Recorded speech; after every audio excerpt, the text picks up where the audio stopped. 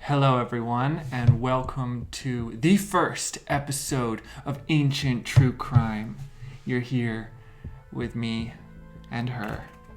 Trey and Helpy. At It's a Sign. Beat you to the intro this time, didn't I? Oh yeah, you did. You rushed it. Ancient True Crime. Yeah, well, we, thought that we would jump on the true crime wagon, that you can't avoid the hype of true crime. It's everywhere. It is everywhere. It makes you question your own life and how safe you really are. Yeah. But at the same time, we can't stop listening to it. It's addictive, even though I'm such a paranoid person, it's definitely not good for me. It's not good for my mental health, but sometimes it pulls you in. But I do try and limit the amount of true crime I watch. But what I thought you don't often see much of is ancient true crime. Yeah, you did come up with that idea, right? Yeah, I just thought, I guess there's so much modern crime, so, Yeah. people don't even need to go all the way back, find out what they were doing back then. Yeah, so we were like, hey, let's go back and see what kind of crime was going down back in the day. If there were podcasts, if there were news channels, what would be going on? Yeah, and if you think about it, true crime is now a form of entertainment for people, and crime was in a way a form of entertainment back then. They would have all the people from the town or the village come and watch a criminal be brought to justice. Oh yeah, it was beheaded, tortured. It was a great time. You get your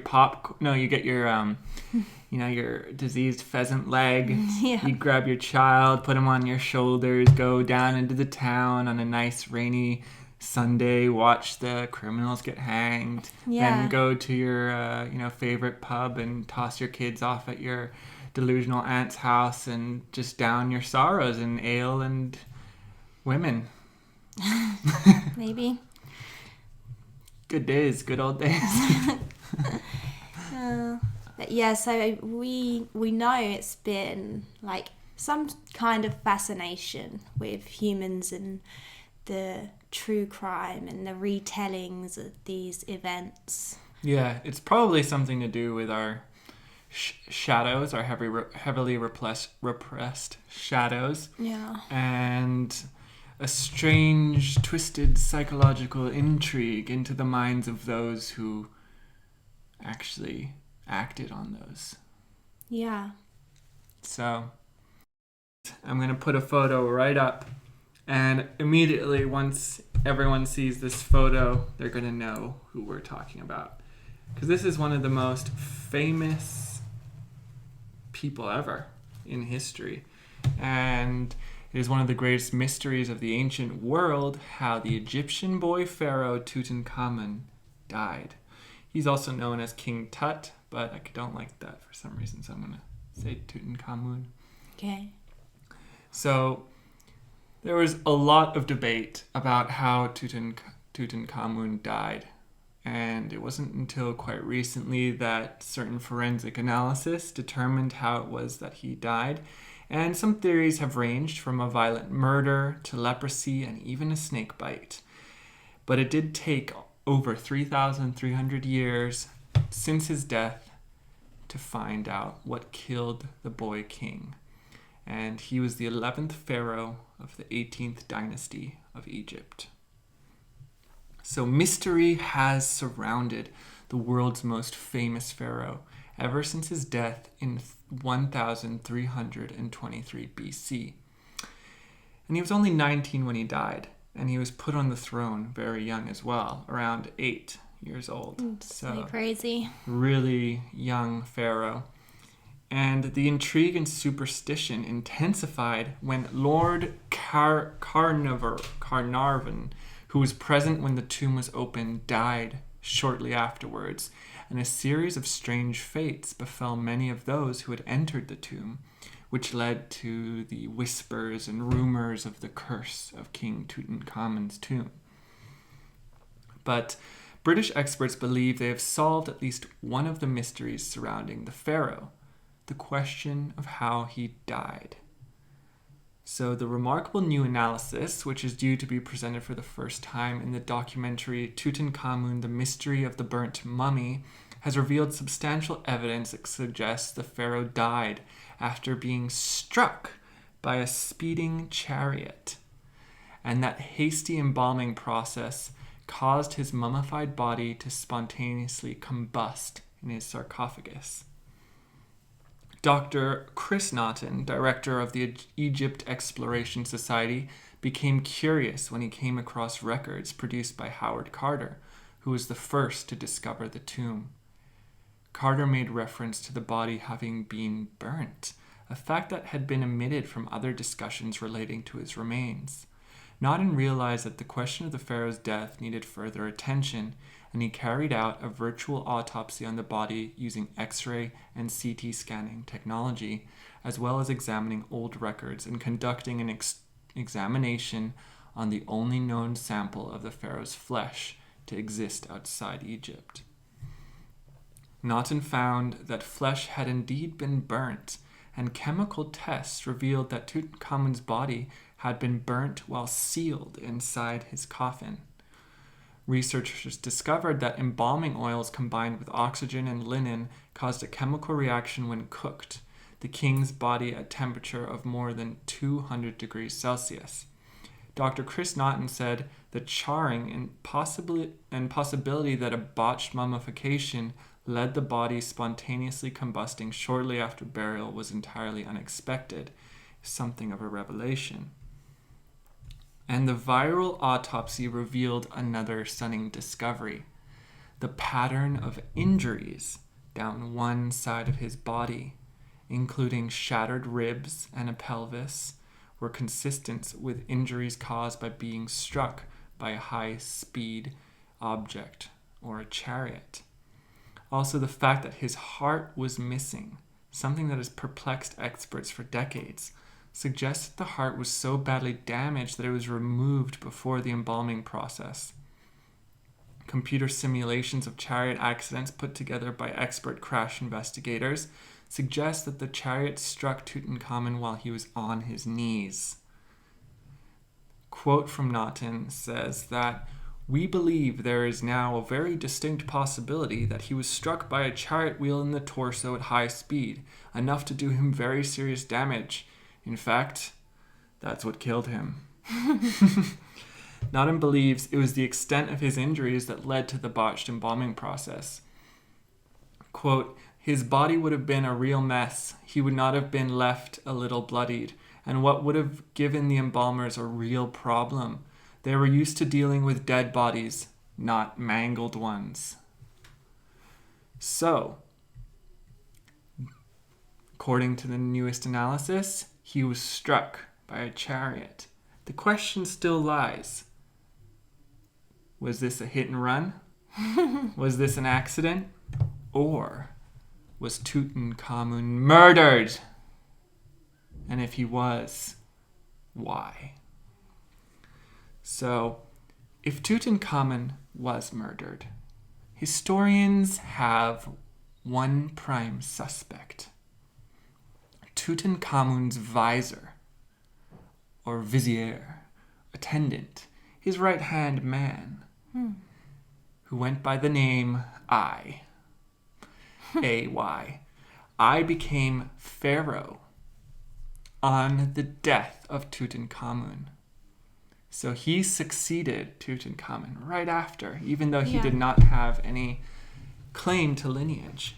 And that's therefore, always like the number one suspect. Right. Like who benefits from the death the most.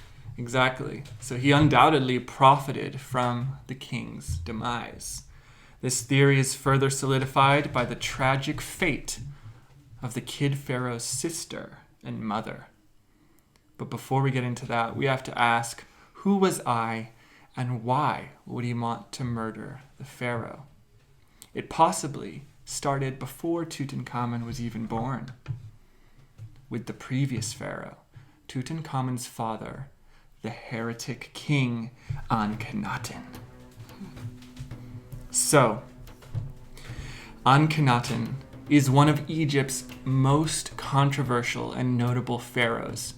He ruled only for 17 years during the 18th dynasty and came to be known by some fascinating names, including Great Heretic, the Heretic Pharaoh, and Rebel Pharaoh.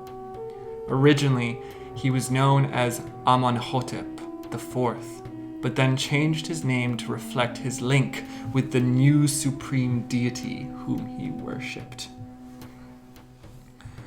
Side note, Akhenaten and his wife and his son Tutankhamun were some of the last recorded pharaohs with elongated skulls. Oh, interesting. Just a little side note. So King Akhenaten was born to Amenhotep III and Queen Tiye. Akhenaten's wife is believed to have, at the very least, been a relative and most likely his half-sister Nefertiti. It was common and expected tradition among ancient Egyptian pharaohs for the ruler to marry the eldest daughter of his father, because the pharaohs had this belief that they were descended from royal blood, and if they were in fact beings with elongated skulls, they might have been the last remnants of an ancient race that has since vanished into history. And if any of you are interested in that, we have an episode on beings with elongated skulls and extinct races of the past, which you can check out on our YouTube channel. So they wanted to preserve the bloodline. So that's why they often married within the family. There was a lot of incest going on in this period of ancient Egypt. Gross. Some believe she was only 12 when she married Akhenaten, and regardless of her relation to him, Nefertiti is famous in her own right and famed for her beauty. While the pharaoh had other wives as well, depictions found inside the temple indicate that Nefertiti was without a doubt his chief wife, at least for 12 years or so. The king eventually elevated Queen Nefertiti to a divine status. So love wasn't very common amongst the royals, but there was a lot of evidence that he really did love his half-sister and his wife on a different level than the rest of his wives. Queen Nefertiti bore 6 daughters for King Akhenaten, while 2 sons, including the famous Tutankhamun, are believed to be born to the pharaoh and one of his sisters. The other son, Smenkhare, was crowned co-regent at only 16 years of age, while King Tutankhamun was crowned king at the tender age of 8 or 9. Here's a little depiction of them together. So, King Akhenaten's parents were Amenhotep III, and we've kind of gone over that already, but he succeeded the throne after his father's reign of 38 years and his subsequent death, only because Akhenaten's older brother had died of unknown and mysterious causes. Scholars have surmised that Akhenaten as a child was shunned by most of his family and the public. He never received any honors, never appears in family portraits, or was taken to public events. His mother, Queen Tiye, however, favored him, which may have helped elevate him to the ultimate status he enjoyed. Today, modern scientists believe that King Akhenaten had an illness called Marfan syndrome. They say today it is a genetic disorder that involves the body's connective tissue, and symptoms include an elongated head, neck, arms, hands, and feet. The illness tends to make people very tall, and many die at an early age. Is this a modern diagnosis of another human who was perhaps of a sub-race? Taller, longer skull, longer limbs, fingers and feet? Possibly, but maybe there are examples of that today. Yeah, so it could be that we're relating maybe that these people born with this syndrome are carrying an ancient genetic from a long time ago, because when we saw in our old episodes, the people with elongated skulls were quite common in the past. And the there were people of much taller race, probably descended from some sort of royal bloodline or giant heritage as well. But coming back, King Akhenaten is one of the first pharaohs to insist that sculptures, paintings, and other depictions of him and his family be real depictions instead of the strong, muscular-looking depictions of pharaohs in the past. It was a very interesting shift because it gave the artist the time and freedom to portray the royal family in real events, which was something that never had really happened before. And Akhenaten had many noteworthy accomplishments, and this also made him quite controversial. So, as one of Egypt's most controversial and influential pharaohs, Akhenaten's early reign was a time when Egypt prospered. He lived at the peak of Egypt's imperial glory when it had never been richer, more secure, or more powerful that we know of. One of his biggest controversies was that he started a monotheistic religion. He spread the belief that there was only one God. He claimed that this one God was called the Aten, and it was represented by the sun disk. Atenism is also linked to some of the first semblances of Christianity. There's a lot of resemblance there with the one God, the sun, and all of that. So has been suggested that Akhenaten was actually the founder of the Judeo-Christian religion, and Sigmund Freud argued that Moses was an Atenist priest who had been forced to leave Egypt with his followers after the heretic king's death. Freud believed that Moses achieved the monotheism that Akhenaten sought to promote. So like no other pharaoh before him, he abandoned the traditional Egyptian polytheism and started worship centered on Aten, god of the solar disk. This happened during the 6th year of his reign, and he ordered all of the icons for gods other than Aten removed. It was at this time that he and his royal family moved from Thebes to Amarna, where the king lived for 10 years. And at its peak, Amarna boasted 10,000 citizens. These citizens were priests, traders, artisans, boatmen, and their families. And they housed the widest road of the ancient world, and the road was built to accommodate chariot processions. He promoted realistic art and was quite a revolutionary, but there was a lot of troubles during his reign.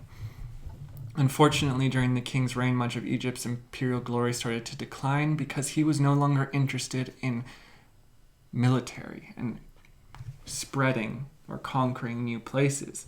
He was very happy with what he was, and his religious beliefs kind of promoted less of a warring culture. He neglected foreign policy and allowed territories to be taken. Being in Amarna and not the capital city pushed him farther away and isolated him from his people's problems. Now, this next point could be the reason why he fell and why his sons and daughters eventually were murdered. So, many Egyptians didn't agree with his religious beliefs. Even though Amarna was a prosperous and beautiful city, many ancients living there did not accept the monotheistic religion that Akhenaten promoted. They were reluctant to accept one god as opposed to the hundreds that they were used to worshipping. And not only that, but the priests of the religion were growing in power. And with his new revolution, the priests started losing their power because he said, you only need to look to the sun disk, the one true God. The new religion weakened the economy, livelihood diminished, and in ancient Egypt, religion was a popular means to making a living, and many who did were out of luck.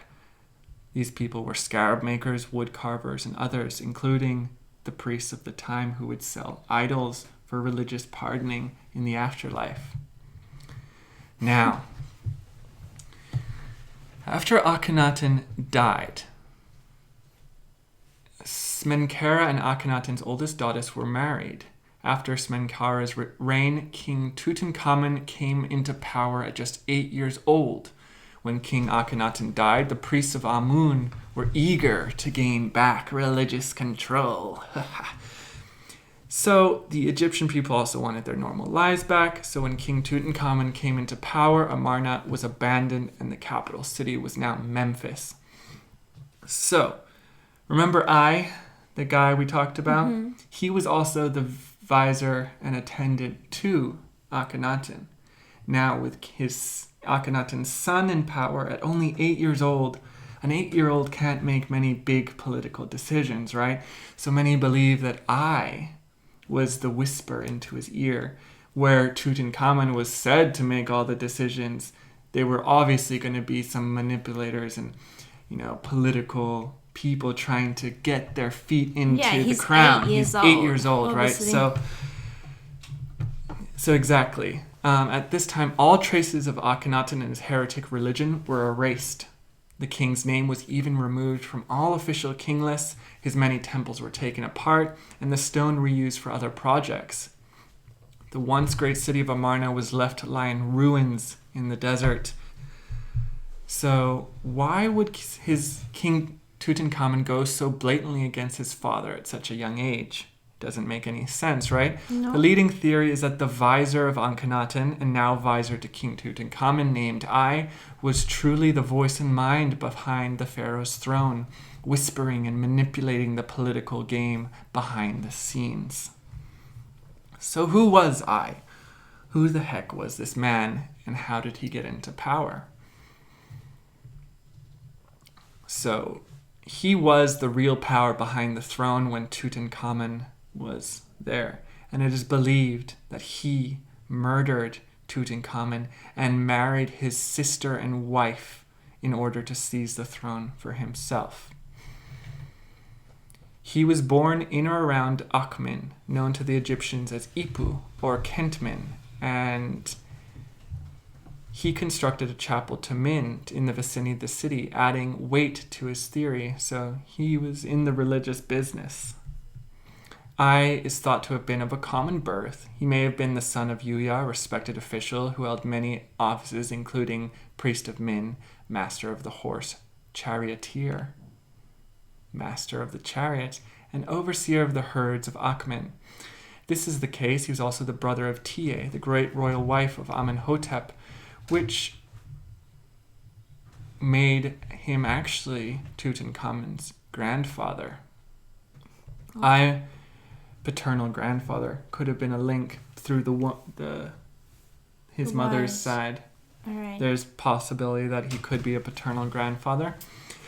I may have had a son named Nakhtmin who may have been his intended successor. There is some evidence that Nakhtmin was granted the titles Arpat or Iripat, often translated as crown prince, but quite possibly only meaning nobleman.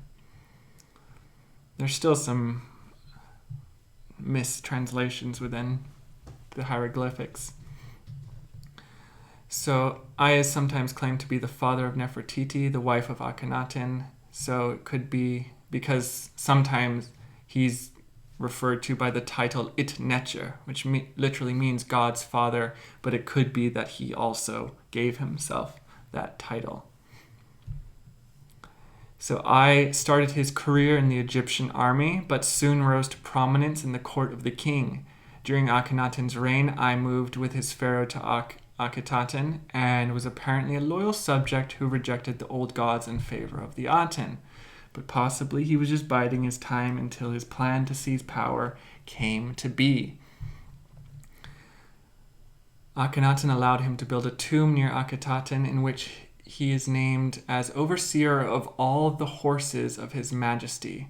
So when we think of how Tutankhamun died, he was in control of the chariots and the horses, right?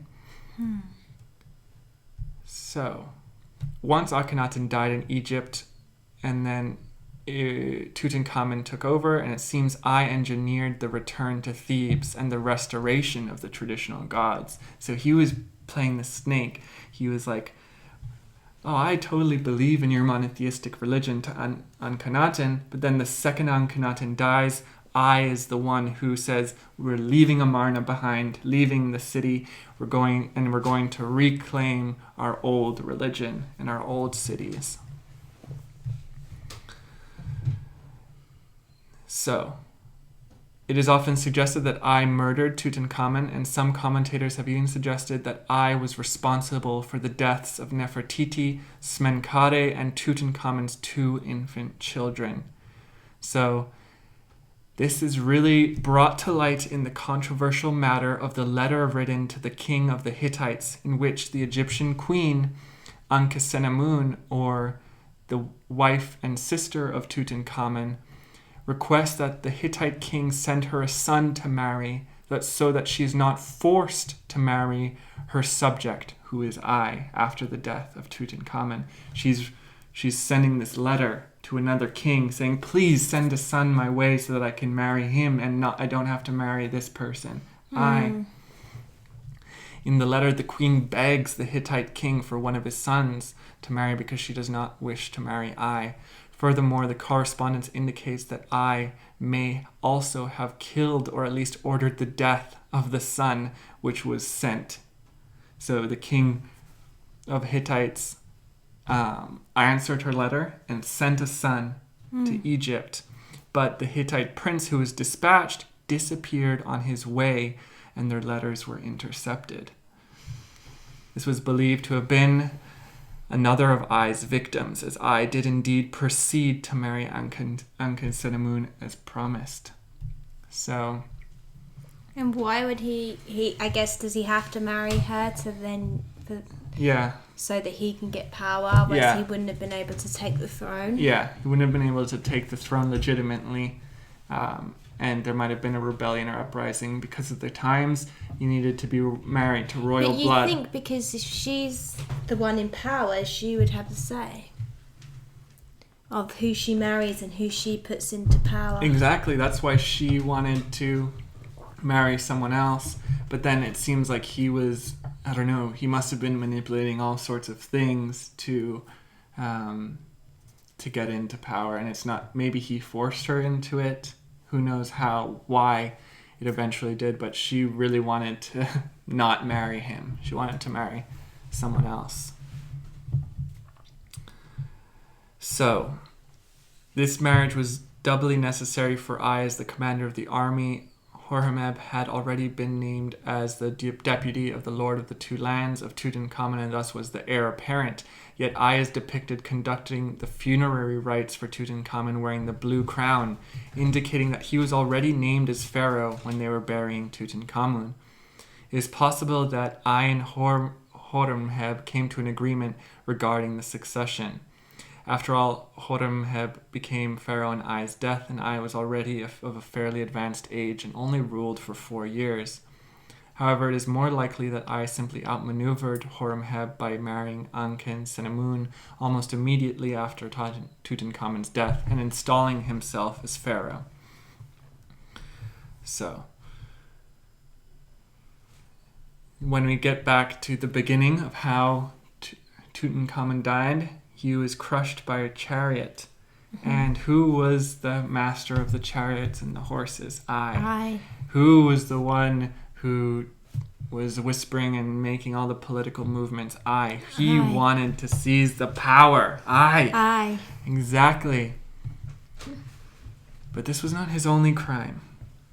He did not only kill the king, the pharaoh of Egypt, and everyone has heard of Tutankhamun, but the name of his beloved sister and wife, Akhenaten, is rarely uttered.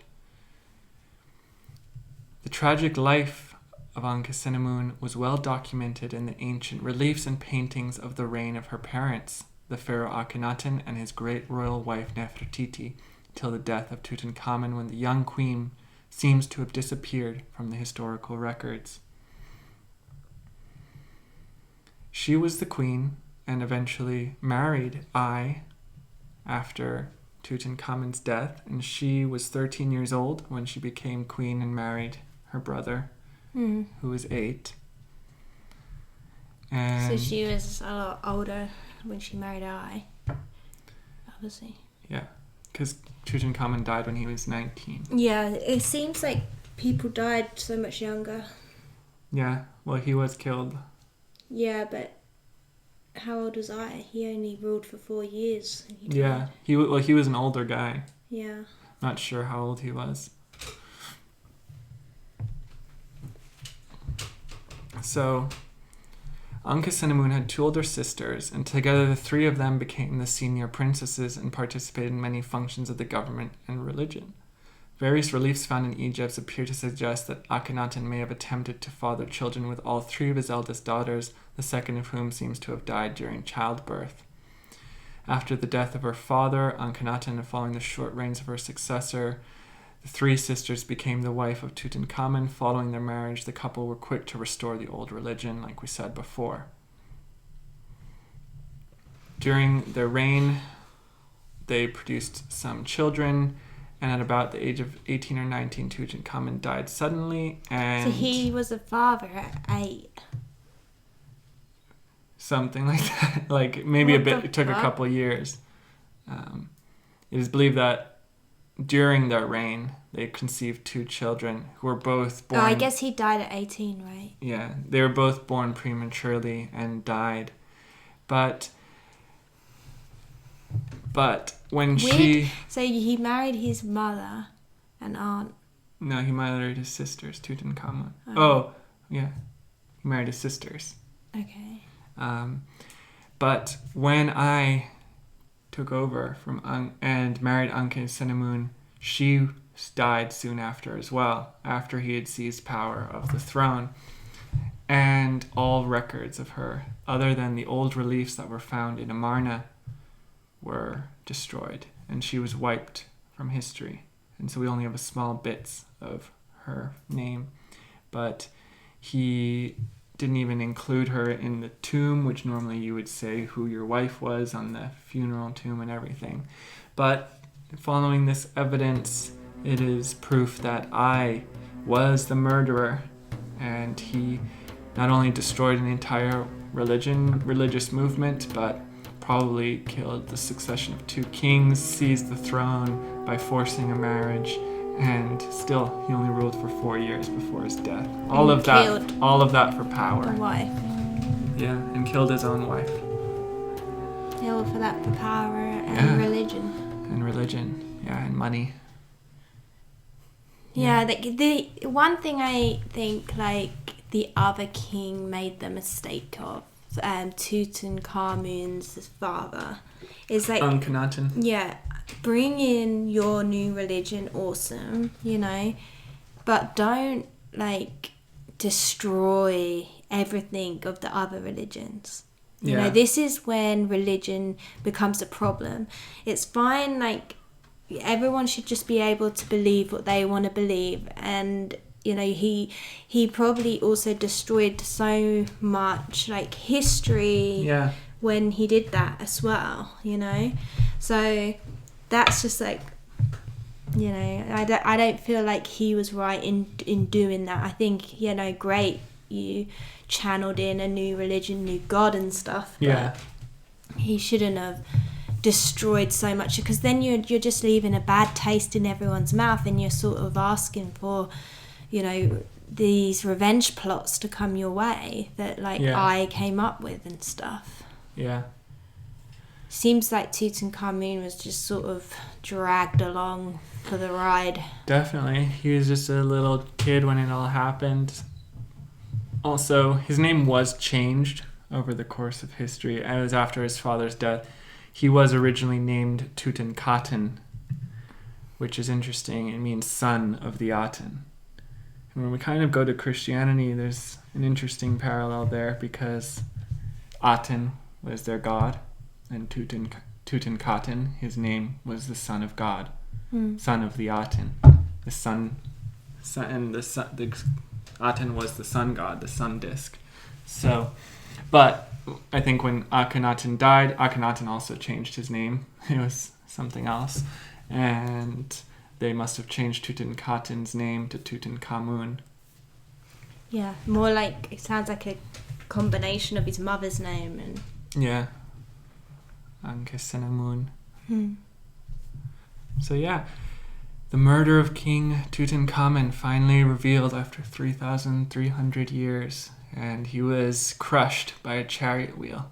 Yeah, it's like, so it's obvious sounds that I horrific. must have like ordered a hit on the king, maybe during some sort of celebration or during some sort of crossing across a road. He probably hired someone, because he was the master of chariots and horses, to go run down the king.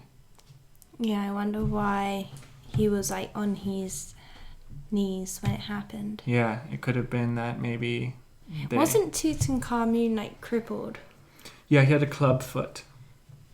Yeah, like, well, I don't know if that was a okay word to use, actually.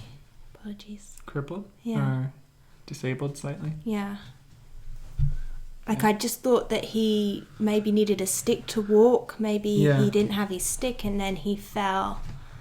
And that's why he was on his knees, because he was already... Or it could have taken one little foot, tripped the man over. Yeah, that's true. Yeah. And then he couldn't jump out the way of the chariot. Yeah. Yeah. Those things were crazy as well, chariots. Like, especially if it had like 4 or more horses on it. It's powerful. Yeah, it's a 4 horsepower chariot. Yeah. And not rubber wheels, like no, those are like wheels. Or metal. Ugh. Yeah, he got so badly mangled that the embalmers couldn't even like mummify him correctly. Did you get any information on the heart? Any ideas of why the heart was missing? The heart's just gone from history. Like a lot of things. Even Ankhesenamun, her tomb hasn't been found. She's just lost. After she disappeared when I took reign, there's no history of her afterwards or what happened.